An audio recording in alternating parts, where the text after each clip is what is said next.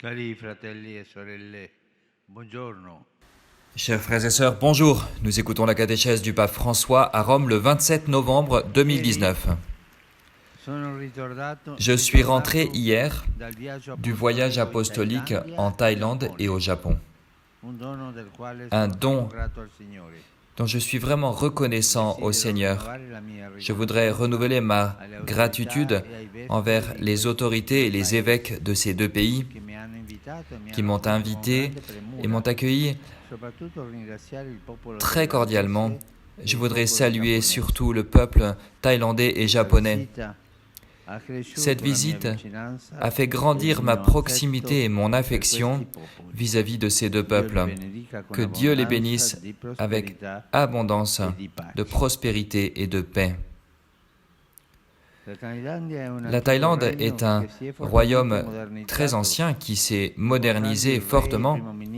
J'ai rencontré le roi, le premier ministre et les autres autorités et j'ai rendu hommage à la riche tradition spirituelle et culturelle du peuple de Thaïlande, le peuple du beau sourire.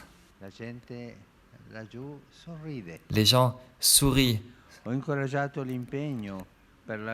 J'ai encouragé à l'engagement pour l'harmonie entre les différentes composantes des nations et aussi pour que le développement économique puisse profiter à tous, que puissent être guéries les blessures de l'exploitation et en particulier des femmes et des mineurs. La religion bouddhiste fait partie de l'histoire de ce peuple et je me suis donc rendu en visite au patriarche des bouddhistes pour avancer sur le chemin de l'estime réciproque débuté par mes prédécesseurs pour que puisse grandir la compassion et la fraternité entre nous. En ce sens a été très significative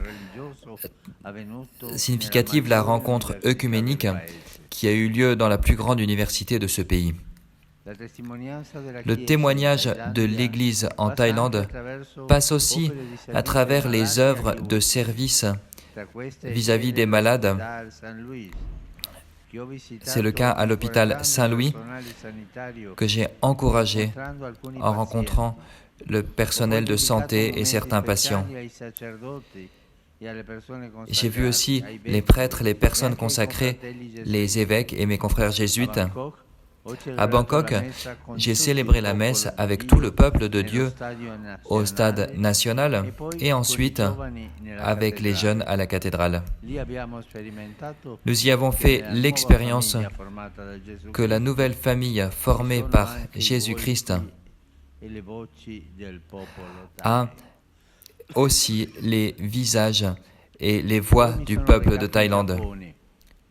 Je me suis ensuite rendu au Japon, à la nonciature de Tokyo. J'ai été accueilli par les évêques du pays, avec lesquels nous avons pu partager le défi d'être des pasteurs d'une église très petite, mais porteuse de l'eau vive de l'évangile de Jésus.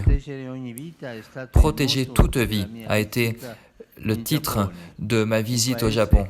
Un peuple qui porte en lui encore les plaies du bombardement atomique et qui est aussi le porte-parole du droit fondamental à la vie et à la paix. À Nagasaki et à Hiroshima, j'ai prié, j'ai rencontré des survivants et des membres de familles des victimes et j'ai renouvelé ma condamnation des armes nucléaires et de l'hypocrisie de parler de paix alors que l'on construit et que l'on vend des armes.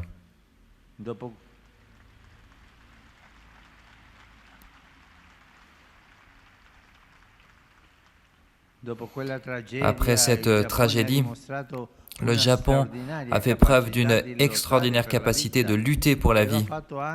Il l'a fait aussi récemment, après le triple désastre de 2011, le tremblement de terre, le tsunami et les accidents à la centrale nucléaire. Pour protéger la vie, nous devons l'aimer.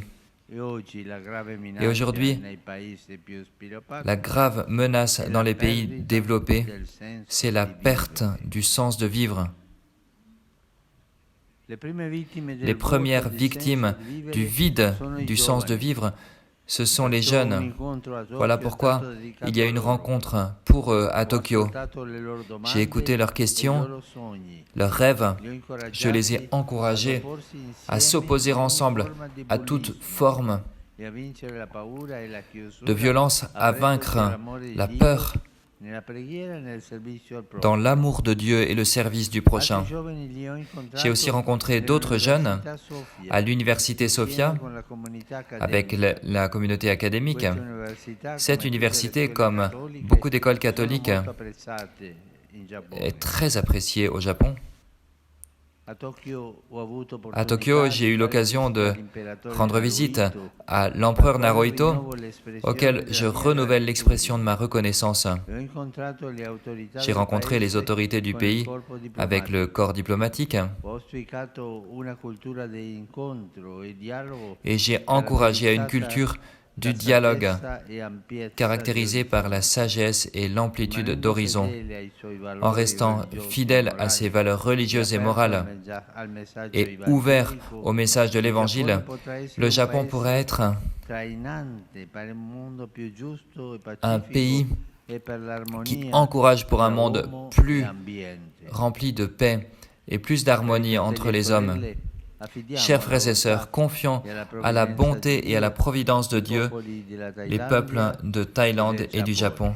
Merci.